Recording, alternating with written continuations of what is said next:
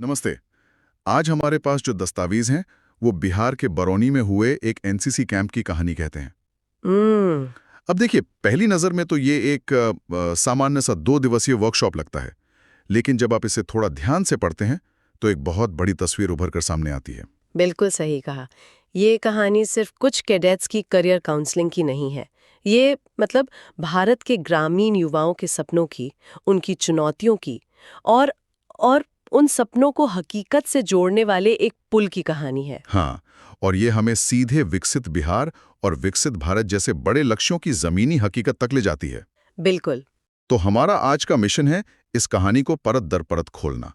हम ये समझना चाहते हैं कि इन युवा कैडेट्स की दुनिया असल में कैसी है, वो किन दीवारों से टकराते हैं। और कैसे इस तरह की छोटी-छोटी पहलें उन दीवारों में दरवाजे बना सकती हैं।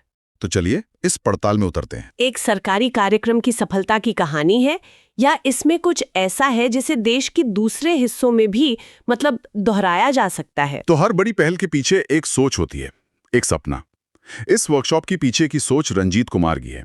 उनके दस्तावेजों से साफ पता चलता है कि वो मानते हैं कि भारत की असली ताकत उसके युवा हैं और उन्हें सही दिशा देकर ही भारत विश्व गुरु बन सकता है। एक बहुत बड़ा विजन है। हाँ, और ये सिर्फ कोई भावनात्मक बात नहीं है। वो इसे नई शिक्षा नीति 2020 जैसे ठोस ढांचों से जोड़ते हैं। उनका जोर राष्ट्रवाद पर है, युवाओं की भागीदारी पर है और सबसे जरूरी योग्यता आधारित शिक्षा पर। सही। वो कहते हैं कि एक अनुशासित और जानकार समाज ही 2047 तक विकसित भारत के लक्ष्य को हासिल कर सकता है। तो एक तरफ रंजीत कुमार का ये व्यक्तिगत मिशन है और दूसरी तरफ एनसीसी का दशकों पुराना आधिकारिक मिशन। क्या ये दोनों वाकई एक ही दिशा में जाते हैं या इनमें कोई कोई अंतर भी है? ये एक बहुत अच्छा सवाल है। पहली नजर में तो ये बिल्कुल एक जैसे लगते हैं, क्योंकि दोनों का केंद्र बिंदु अनुशासन, नेतृत्व और देश सेवा है।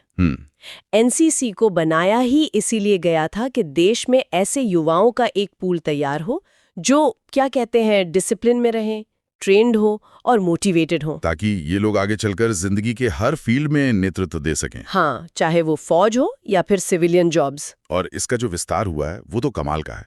जब ये शुरू हुआ था तब तो कुछ हजार कैडेट्स का ही लक्ष्य था, और आज इसकी स्वीकृत संख्या 12 लाख कैडेट से भी ज्यादा है। 12 लाख!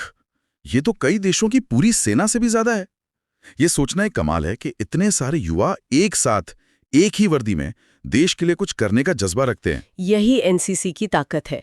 ये रंजीत कुमार जैसे व्यक्तिगत मिशनों को एक राष्ट्रीय मंच और एक स्थापित ढांचा देता है, तो दोनों मिशन एक दूसरे को ताकत देते हैं। ये विजन तो बहुत बड़ा है, लेकिन सवाल ये है कि ये वर्कशॉप असल में किन लोगों के लिए थी?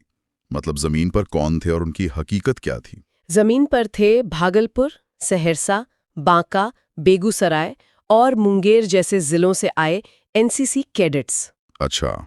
ये वो इलाके हैं जहां अफसर आज भी हर दरवाजे पर दस्तक नहीं देते। और उनके सपने?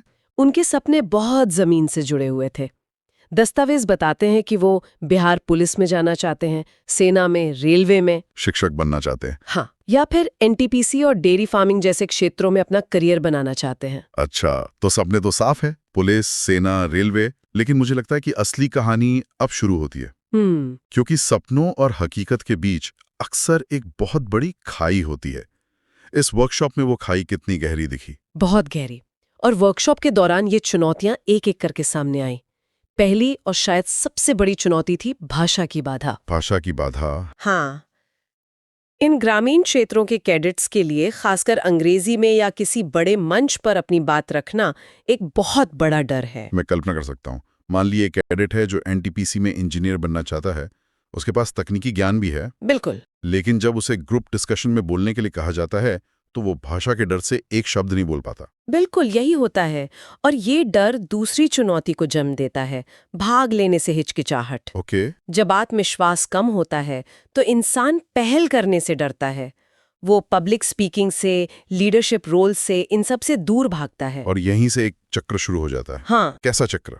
देखिए, ये पांचों चुनौतियां एक दूसरे से जुड़ी हुई हैं। भाषा का डर आत्मविश्वास को कम करता है। सही। आत्मविश्वास की कमी आपको नई चीजों के बारे में जानकारी खोजने से रोकती है, जो कि तीसरी चुनौती है, जागरूकता की कमी। अच्छा। उन्हें पता ही नहीं है कि उनके लिए कौन से कोर्स हैं, कौन सी सरकारी योजनाएं हैं और जानकारी के बिना चौथी चुनौती यानी आर्थिक मदद या पांचवी चुनौती यानी सही मार्गदर्शन, वहां तक पहुंचना नामुमकिन सा हो जाता है। बिल्कुल।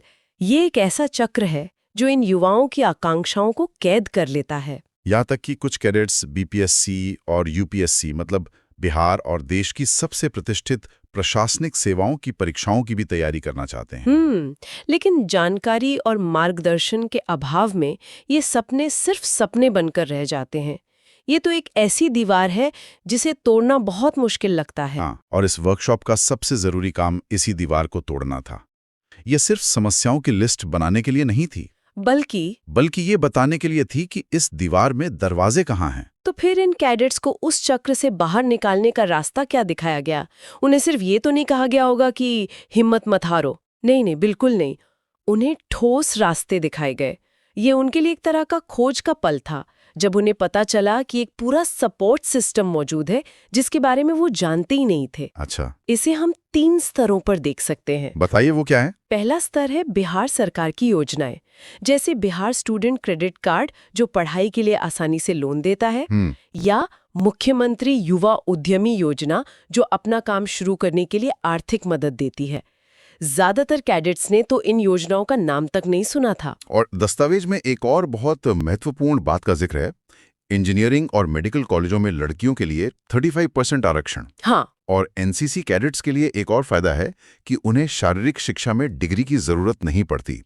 ये तो उन लोगों के लिए गेम चेंजर हो सकता है जो खेल के क्षेत्र में आगे बढ़ना चाहते हैं। बिल्कुल। फिर दूसरा स्तर था केंद्र सरकार की पहल। उन्हें नेशनल स्कॉलरशिप पोर्टल के बारे में बताया गया, जहां सैकड़ों तरह की स्कॉलरशिप्स उपलब्ध हैं। अच्छा, स्किल इंडिया मिशन के बारे में बताया गया।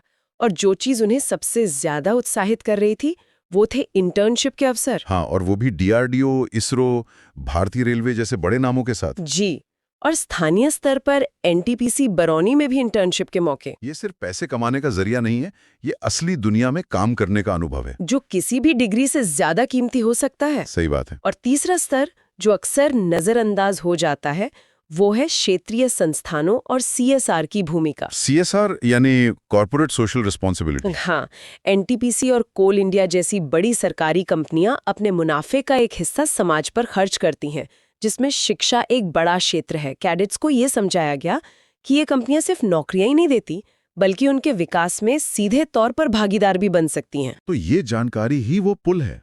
ये उन कैडेट्स को ये बताने जैसा है कि तुम अकेले नहीं हो, तुम्हारे सपनों तक पहुंचने के लिए रास्ते बने हुए हैं, बस तुम्हें उन पे चलना है। बिल्कुल, ये सिर्फ जानकारी देना नहीं, ये सशक्तिकरण है। सही कहा। ये उन्हें एहसास दिलाता है कि सिस्टम उनकी मदद के लिए है, बशर्ते वो पहला कदम उठाने को तैयार हो। चलिए अब माहौल की बात करते हैं। दस्तावेजों और तस्वीरों को देखकर लगता है कि ये कोई बोरिंग लेक्चर हॉल का सेशन नहीं था। माहौल में एक अलग ही ऊर्जा थी। हाँ, और उस ऊर्जा के पीछे वहां का नेतृत्व था।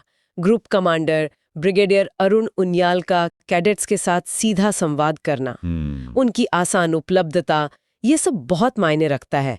उन्होंने अच्छा प्रदर्शन करने वालों के लिए मौके पर ही प्रोत्साहन देने की व्यवस्था की। अच्छा, जिससे कैडेट्स में एक स्वस्थ प्रतियोगिता की भावना पैदा हुई। और 23 बिहार बटालियन के commanding officer colonel Ritesh Mohan का जिक्र तो खासतौर पर किया गया है। जी, उनका व्यक्तिगत रूप से कैडेट्स के साथ जुड़ना और सिर्फ ट्रेनिंग पर नहीं बल्कि समग्र विकास पर जोर देना काफी प्रेरणादायक लगता है। हाँ, और उनके साथ 88 बिहार बटालियन के कर्नल दीपक ने भी करियर गाइडेंस में अहम भूमिका निभाई। इन सभी डिफेंस पर्सन्स, एएनओज और स्टाफ के मिले-जुले प्रयासों ने उस कैंप को एक जीवंत मंच बना दिया। वो सिर्फ आदेश नहीं दे रहे थे, वो कैडेट्स को भारत के जिम्मेदार युवा के रूप में ढाल रहे थे। हमारे पास जो तस्वीरें हैं उनमें ये साफ दिखता भी है। एक तस्वीर में अधिकारी कैडेट्स के बनाए एक रंगीन और विस्तृत ग्राउंड मॉडल को देख रहे हैं। हाँ, ये किसी भौगोलिक क्षेत्र के नक्शे जैसा है जिसे जमीन पर बनाया गया है। ये कैडेट्स की रचनात्मकता और टीम वर्क को दिखाता है। हाँ, और दूसरी तस्वीर जिसमें सभी कैडेट्स और अधिकारी एक साथ हैं, वो इस आयोजन के पैमाने को और उस एकता की भावना को दिखाती है जो ऐसे कैंप्स में बनती है। ये सिर्फ ट्रेनिंग नहीं है, ये एक समुदाय बनाने जैसा है। अगर हम कर्नल रितेश मोहन के सुझावों को थोड़ा और गहराई से देखें तो वो सिर्फ पारंपरिक ट्रेनिंग की बात नहीं कर रहे हैं, वो योग्यता आधारित कौशल विकसित करने पर जोर दे रहे हैं। इसका असल में मतलब क्या है? इसका मतलब है करके सीखना। उनके सुझाव बहुत व्यवहारिक है। पहला, प्रैक्टिकल ट्रेनिंग सेशन, जहां कैडेट्स खुद काम करके सीखते हैं, सिर्फ सुनते नहीं है। राइट। दूसरा, सिमुलेशन आधारित ट्रेनिंग, जैसे कैंप में नकली फायरिंग का अभ्यास। अच्छा। इससे उन्हें तनाव में काम करने का असली जैसा अनुभव मिलता है। और मेंटरशिप का मॉडल भी बड़ा दिलचस्प है। हर कैडेट को एक अनुभवी मेंटर के साथ जोड़ना, हाँ, जो उन्हें गाइड करे और लगातार फीडबैक दे। यह हर किसी पर व्यक्तिगत ध्यान देने जैसा है। बिल्कुल। वो टीम आधारित गतिविधियों पर भी बहुत जोर देते हैं, जैसे फ्लैग एरिया की तैयारी का पूरा जिम्मा कैडेट्स को दे दिया गया। इससे तो उनमें सहयोग, संवाद और समस्या समाधान जैसे गुण विकसित होते होंगे। वही तो, वो कैडेट्स को सांस्कृतिक कार्यक्रम जैसे आयोजनों का नेतृत्व करने के लिए भी प्रोत्साहित करते हैं। मतलब उन्हें ये नहीं सिखाया जा रहा कि आदेश का पालन करो, नहीं, बल्कि ये सिखाया जा रहा है कि पहल करो, योजना बनाओ और समस्या को हल करो। ये असल में लीडरशिप की ट्रेनिंग है। यही इसका सार है। और हर गतिविधि के बाद एक डीब्रीफिंग सेशन होता है, जहां चर्चा होती है कि क्या अच्छा हुआ, क्या बेहतर हो सकता था। एक लगातार सीखने की प्रक्रिया। बिल्कुल। ठीक है, ये वर्कशॉप एक शानदार पहल थी। 2 दिनों तक कैडेट्स को बहुत कुछ सीखने को मिला, लेकिन असली सवाल तो ये है कि तीसरे दिन क्या? जब सब अपने घर चले गए, तो क्या इस ऊर्जा को बनाए रखने का भी कोई प्लान है? और यही इस दस्तावेज की सबसे मजबूत बात है। ये सिर्फ एक सफल आयोजन की रिपोर्ट नहीं है, ये भविष्य का एक रोड मैप भी देता है। अच्छा। इसमें एक स्थायी इकोसिस्टम बनाने के लिए बहुत ठोस सुझाव हैं। जैसे कि? पहला और सबसे जरूरी सुझाव है एनटीपीसी जैसे पीएसयू और जिला प्रशासन से कैंप के बुनियादी ढांचे के विकास में मदद मांगना। और ये मदद भी बहुत खास चीजों के लिए मांगी गई है, एक लाइब्रेरी और एक लैंग्वेज लर्निंग लैब बनाने के लिए। वाह, ये तो सीधे उन 2 बड़ी चुनौतियों पर वार हैं जिनकी हमने शुरू में बात की थी। बिल्कुल। जागरूकता की कमी और भाषा की बाधा। एकदम। एक लाइब्रेरी उन्हें ज्ञान की दुनिया से जोड़ेगी और एक लैंग्वेज लैब उनका आत्मविश्वास बढ़ाएगी। दूसरा सुझाव अनुभव से जुड़ा है।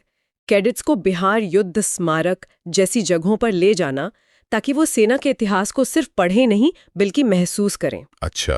तीसरा सुझाव बहुत ही अभिनव है, कैडेट्स के बीच सॉल्यूशन ओरिएंटेड क्लब बनाना। सॉल्यूशन ओरिएंटेड क्लब, ये क्या है? ये एक ऐसा क्लब होगा जहां कैडेट्स बिहार और भारत की स्थानीय समस्याओं पर चर्चा करेंगे और उनके समाधान खोजने की कोशिश करेंगे। मतलब उन्हें सिर्फ शिकायत करने वाला नहीं, बल्कि समस्या का समाधान करने वाला नागरिक बनाना। ये तो सोच बदलने वाली बात है। और अंत में एक बहुत बड़ा विचार भी है, एनसीसी को स्कूल के पाठ्यक्रम का हिस्सा बनाने का। ये सुनने में तो बहुत अच्छा लगता है, लेकिन क्या इससे हमारे स्कूलों पर एक और जिम्मेदारी नहीं बढ़ जाएगी?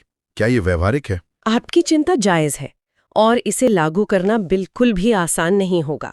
इसके लिए शिक्षकों की ट्रेनिंग, अलग से बजट, बहुत कुछ चाहिए होगा। सही। लेकिन दस्तावेज में तर्क ये दिया गया है कि अगर हम छोटी उम्र से ही छात्रों में राष्ट्रवाद और नागरिक जिम्मेदारी की भावना पैदा करना चाहते हैं, तो इसे एक अतिरिक्त गतिविधि की तरह नहीं, बल्कि शिक्षा के मूल हिस्से की तरह देखना होगा। हाँ, ताकि ये उनके चरित्र का एक अभिन्न अंग बन जाए। तो आज की इस गहरी पड़ताल से एक बात तो साफ है, बिहार में ये एनसीसी वर्कशॉप सिर्फ एक स्थानीय आयोजन से कहीं ज्यादा है।